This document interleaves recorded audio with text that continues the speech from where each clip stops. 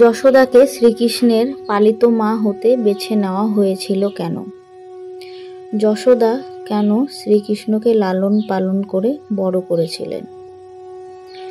দেবকী ও বাসুদেবের গর্ভে শ্রীকৃষ্ণের জন্ম হয়েছিল, কিন্তু ভাগ্যের মতো যশোদা এবং নন্দই তাকে লালন পালন করেছিলেন। সুতরাং এটি দেবকী নয়, বরং যশোদা ছিলেন, যিনি শ্রীকৃষ্ণের সমস্ত সুন্দর লীলাগুলো প্রত্যক্ষ করতে পেরেছিলেন, কারণ তিনি একজন মহৎ যুবক হয়েছিলেন, যিনি তার স্পর্শে আসা প্রত্যেককে মন্ত্রমুগ্ধ করেছিলেন। একদিন ছোট্ট কৃষ্ণ বালিতে খেলছিলেন এবং তার মুখে ঢুকিয়েছিলেন। মা যশোদা চিন্তিত হয়ে ছেলেকে মুখ খুলতে বললেন। যাই হোক, এরপরে যা ঘটল তার জন্য তিনি প্রস্তুত ছিলেন না। সেই ছোট্ট মুখের ভেতর সমগ্র মহাবিশ্ব দেখতে পেল। সেখানে 7টি মহাসাগর ছিল।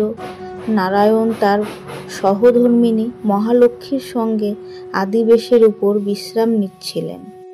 এটা বিশ্বাস করা হয় যে যশোদা এবং নন্দ তার পূর্বজন্মে মহান তপস্যা করেছিলেন। ভগবান বিষ্ণু তাদের প্রার্থনায় খুশি হয়ে তাদের সামনে হাজির হলেন।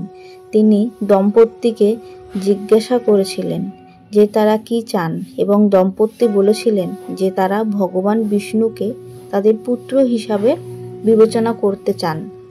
ভগবান বিষ্ণু আমোদিত হয়েছিলেন, কারণ তিনি সমগ্র মহাবিশ্বের স্রষ্টা। যাই হোক, তিনি কখনোই জানতেন না যে একজন মায়ের ভালোবাসা কি, এবং সেই কারণেই অনুরোধটি মেনে নিতে তাদের এই বর দিয়েছিলেন।